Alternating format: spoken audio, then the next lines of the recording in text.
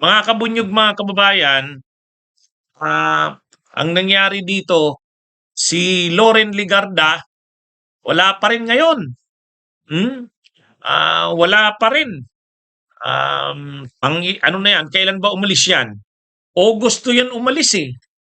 Agosto umalis, pumunta ng Europa. Hmm? Nag-ano siya, nag-file siya ng medical leave. Ang sabi niya, August 3 to 5. Tapos nung natapos yung August 3 to 5, nag-extend na naman, August 11 to 12. O ngayon mga kabunyog, ang latest, hanggang na naman daw August 19. Ha? So hanggang na naman daw August 19 si Loren Ligarda. Kaya ano kaya kung totoo yung sinasabi ni yung tansya ni Ronald Llamas. Sabi ni Ronald Llamas, 'di ba, sa talakayan namin sa Dos Amigos, attorney ko, pustahan tayo, hindi na babalik 'yan. Ay, yun ang paniniwala ni Ronald Llamas, sabi niya hindi na 'yan. Kasi ah, kaya ba ni Loren na makulong? Kaya niya bang makulong? Hindi kaya ni Loren 'yan, hindi maisip 'yan ni Loren. Ah, pero sabi ko hindi, babalik 'yan babalik 'yan. Hindi kaya niya na hindi bumalik ng bansa. Si Ombudsman Boying Rimulya ganun din ang sabi. Sabi niya babalik 'yan. Kaya lang pag tiningnan niyo ngayon, pitsa na ba ngayon? Wala pa rin si Loren Ligarda. Ha? Ang unang leave niya, medical leave, magpapagamot daw August 3 to 5. Pagkatapos nag-extend August 11 to 12. Ang latest ngayon, binalita ng sekretary ng Senado, nag-file daw uli ng medical leave, extended. Extended. August 17, August 19. August 19, mga kabunyog, si Loren Ligarda. Yan po ang latest kay Loren Ligarda. Sa bagay, ano yan, mukhang yung mag-ina. Yung mag-ina, si Loren Ligarda sa Casillan Rolibeste, nag-aano muna doon sa ibang bansa. Bago sila, kung babalik man sila sa Pilipinas, kailangan handang-handa na sila harapin ang mga problema nila. Kasi sa ngayon naghihiring ang iimbestiga ang NBI, nagpapatawag ang NBI doon sa honey trap, yung mga nagpi-frame up sana kay Executive Secretary Ralph Recto, yung mga abogado na involved doon, yung 4 na abogado umattend sa patawag ng NBI ngayon. Si Lian Rolibeste hindi pa uma-attend. Kaya may problema rin si Lian Rolibeste diyan. Kasi siya yung tinuturong financer niyan. Ay ano rin yun, qualified human trafficking din yun eh. Non-bailable din yun. Tapos si Loren Ligarda, sangkot siya dyan sa plunder, yung ginawa ng anak niya tungkol dun sa ghost electricity. Sabi ni Ombudsman Boying Rimulya, kung mayroong ghost project, ito namang sa anak ni Loren at saka si Loren, ghost electricity, plunder din niya.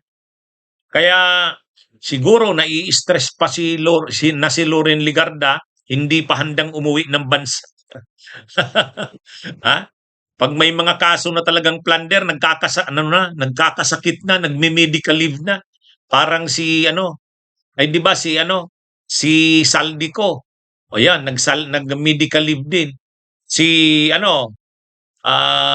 Manny Bunuan, pumunta ng US noon. Magpapagamot din. Si noong panahon ni Gloria, nagka-neck brace, magpapagamot din sana noon. Yan ang nangyayari, mga kabunyog, mga kababayan. Marami nga silang pera, pero marami rin silang problema.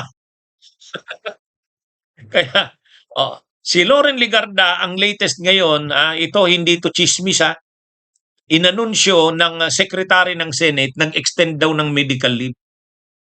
Hanggang daw August 19. Hindi natin alam kung babalik pa nga yan.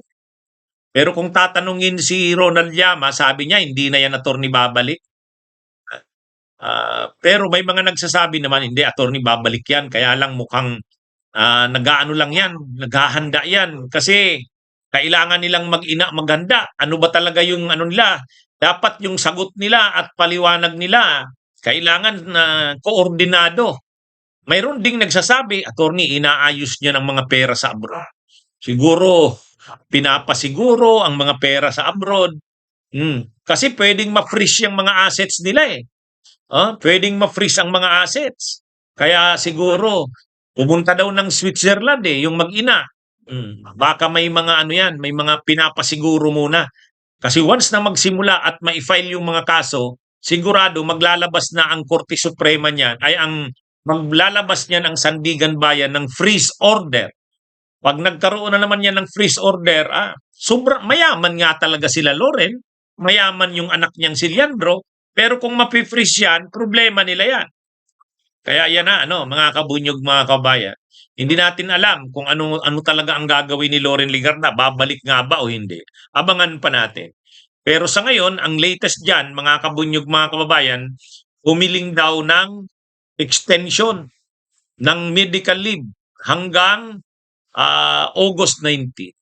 So, abangan natin sa August 19, mga kabunyog, mga kababayan, abangan natin kung uuwi na nga ba yan ng Pilipinas. Pero kung uuwi man sila ng Pilipinas, uuwi sila ng Pilipinas na tambak ang kanilang kakaharaping problema. Kaliwat kanan yan. Mabibigat. Plunder, qualified human trafficking. Hay, ang tindi, mga kabunyog. Bakit qualified human trafficking? Para sa anak niyang si Leandro Libeste. Kasi kung itutuloy yung kaso doon sa honey trap, mga babae yun eh. Mga babae na gagamitin sana para i-frame up si Executive Secretary Ralph Recto eh. Kaya pasok yun sa qualified human trafficking. Mga kabunyog, mga kababayan. So, yan yan po ang sitwasyon ngayon. Kaya, kumbaga natin yan.